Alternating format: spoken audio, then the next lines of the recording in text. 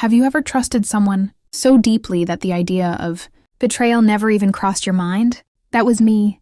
I trusted my sister. I shared my secrets with her, laughed with her, leaned on her in ways I never leaned on anyone else.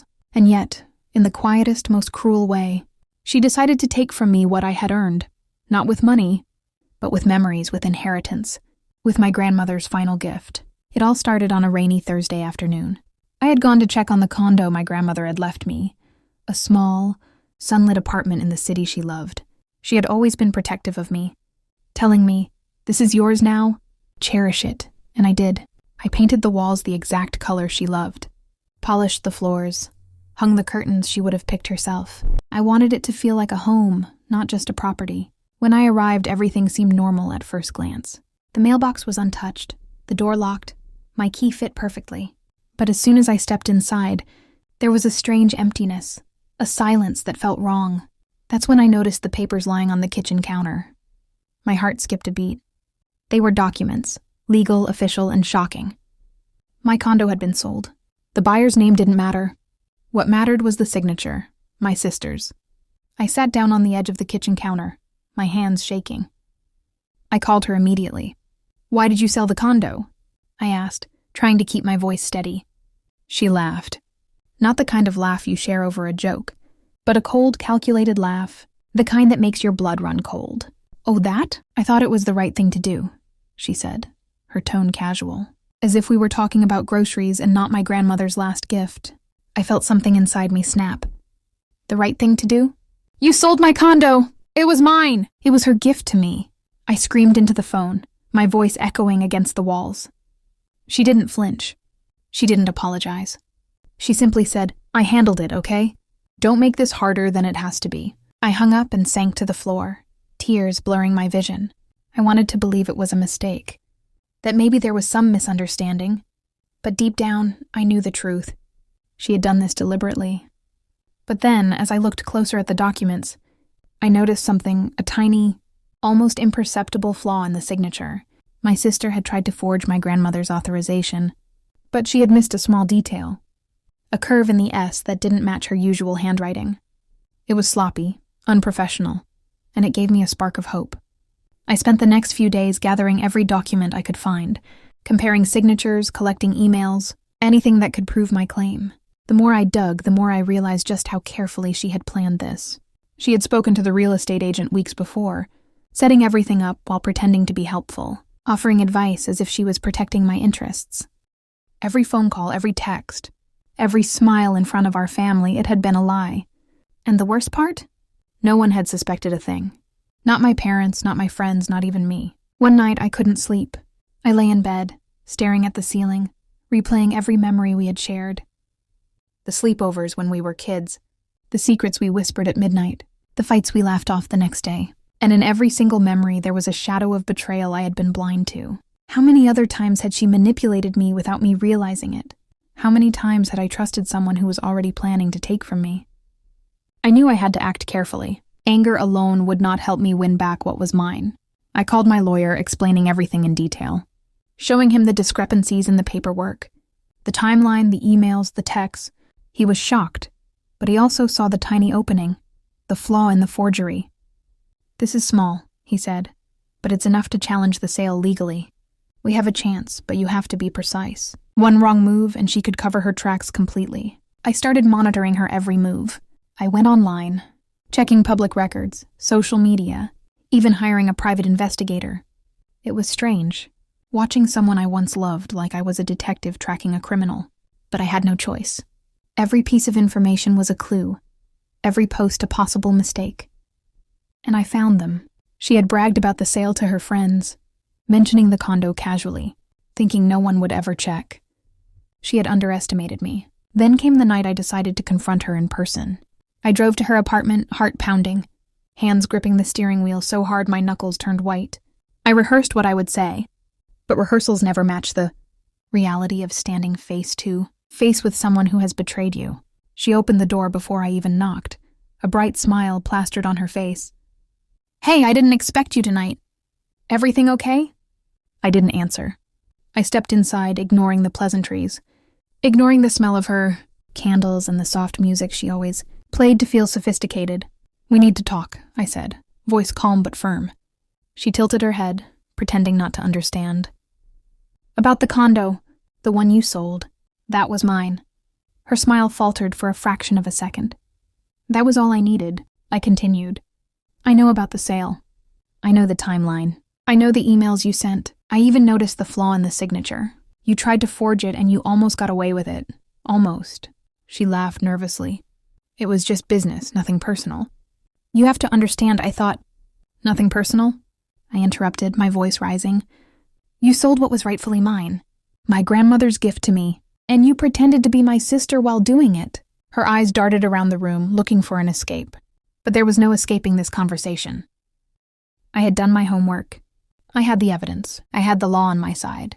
And most importantly, I had the truth. Over the next several weeks, I worked with my lawyer to file the challenge. Every day was a battle, emotionally and mentally draining. I couldn't eat. I couldn't sleep. Every call from her was a test, every message a trap. But I held my ground. I couldn't let her win, not after what she had done. One afternoon, I received a notice from the court. The sale had been temporarily frozen. My heart raced as I read the words over and over. She couldn't finalize the sale. She couldn't take my grandmother's gift from me, not yet. That tiny flaw in the signature, the one she had laughed at when she forged it, had become my weapon. I confronted her again, this time with the court order in my hand. Her confident smirk had vanished, replaced by a flicker of panic. "You think you can win?" she whispered, voice trembling. "This isn't over." I smiled, a slow, deliberate smile. "It is over," I said. "You underestimated me. You thought I would just accept it, but you forgot one thing. Blood isn't always thicker than betrayal. And I never back down when someone takes what is mine." For the first time in weeks, I felt a sense of relief. The condo was mine again, at least for now. But more than that, I felt a shift inside me. I realized that trust is fragile, and love can be exploited. My sister had shown me her true colors, and I had seen them without flinching. I had learned to fight for myself, to protect what I deserved. That night, as I sat in my condo, the rain tapping against the window, I made a silent promise to myself. No one, not even family, would ever take advantage of me again. I would be vigilant, I would be prepared, and I would never allow betrayal to dictate my life. The road ahead would not be easy. There would be legal battles, emotional confrontations, and moments where I would question my own sanity. But I was ready. For the first time in my life, I felt completely in control of my destiny. And that control was worth every sleepless night, every tear, every pang of anger I had endured. Because in the end, no one takes what is rightfully yours if you are willing to fight for it. And I was willing to fight with everything I had. I knew my sister would not give up easily. She had underestimated me once, but she would not make the same mistake twice. Every move I made had to be precise, calculated, and silent. I could not afford another betrayal. I had to outsmart her, and I knew she was already planning her next step. She was desperate now, and desperation makes people careless. The first thing I did was tighten security around the condo. I changed the locks, installed cameras, and even set up a discreet alarm system. Every entry, every movement, every unfamiliar face would be captured. I wanted her to know, even without saying it, that I was watching, that I was no longer the naive sister she could manipulate. Then I began gathering more evidence. I reached out to the real estate agent she had used. I asked questions casually, pretending to be a curious relative interested in the neighborhood. The agent, clearly intimidated by my calm and persistent demeanor, revealed the conversations she had with my sister. I learned about every phone call, every meeting, every email she had sent. She had been meticulous but not perfect. Her arrogance had been her weakness, and now I had a record of it all. I also spoke to friends who had unknowingly helped her cover her tracks. People she had confided in, thinking they were allies, had given me snippets of information. One friend mentioned how my sister had laughed about the perfect plan, to sell the condo without me finding out. Another said she had boasted about the money she would make, as if it was a game. Each detail I collected became ammunition for the legal battle and, more importantly, for my personal reckoning. I had to play a psychological game as well. I started leaving subtle hints that I knew everything. A text message here, a casual mention there, never directly accusing her, just enough to make her uneasy. And it worked. I could sense her paranoia growing. She became cautious, hesitant, defensive. I watched her crumble slowly under the pressure she could not see coming. Then came the day I confronted her in front of the lawyer. We had prepared meticulously, presenting evidence, timelines, and witnesses who could testify about her intentions. She sat across from me, trying to mask her panic with fake confidence. But her hands shook, and her eyes betrayed her. I could see the fear, the realization that she might actually lose. "You thought you could outsmart me," I said quietly, letting the words sink in. "But you forgot that I am not the same person I was when you first betrayed me. I have been patient, and patience has its rewards." She opened her mouth, but no words came out. I could see her mind racing, trying to find a way out, trying to figure out how I had discovered everything. And I smiled. That was the victory, the moment. She realized that her arrogance had been her downfall. The legal proceedings moved slowly, but every hearing, every document filed, strengthened my position. I felt empowered, alive in a way I had never experienced before. I was no longer the victim. I was the force she had to reckon with. Every time she tried to intimidate me or manipulate the situation, I countered calmly, methodically, with facts and proof. Her attempts to regain control were futile. But the fight was not just legal, it was personal. I had to confront the emotional damage she had caused. The betrayal was deeper than money or property. It was about trust, family, and the values I thought we shared.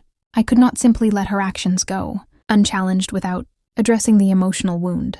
So I made the decision to involve her in a direct conversation, face to face, in a controlled setting where there could be no escape. We met at a neutral location, a small office that smelled faintly of coffee and leather. She arrived, composed on the surface, but I could see the tension in her shoulders, the slight quiver in her hands. I sat down, facing her calmly, letting her see that I was in full control of my emotions. "Do you understand what you have done?" I asked. My voice was steady, not loud, but it carried the weight of every hurt, every sleepless night, every moment of fear and anger. She looked down, avoiding my eyes. I didn't mean for it to get this far," she muttered, though I could tell she was lying. "You sold what was mine," I said, leaning slightly forward. "You pretended to be my sister while secretly betraying me. You took what was given to me with love and respect and tried to erase it as if it meant nothing. Do you understand the gravity of that?" Her silence was all the answer I needed, I continued, each word deliberate, measured, designed to make her understand the weight of her actions. "This is not just about the condo. It is about trust, integrity, and the bond you destroyed. And it is about the fact that I will not let someone take what is mine without a fight. Not anymore." For the first time, I saw a flicker of fear in her eyes. I knew then that the psychological edge had shifted. She realized that I was no longer the person who could be manipulated or ignored. I had transformed my anger and pain into strategy and action, and she could see it. The days that followed were tense. She tried subtle intimidation, small manipulations, even appeals to our parents for sympathy, painting herself as the victim. But I had anticipated every move. I remained calm, collected, and methodical. Every message, every meeting, every attempt to sway others only strengthened my resolve. I had become untouchable in my focus. One evening, I received the notice I had been waiting for. The court had ruled in my favor. The sale was invalidated, the condo officially returned to me, and my sister was held responsible for the fraudulent attempt.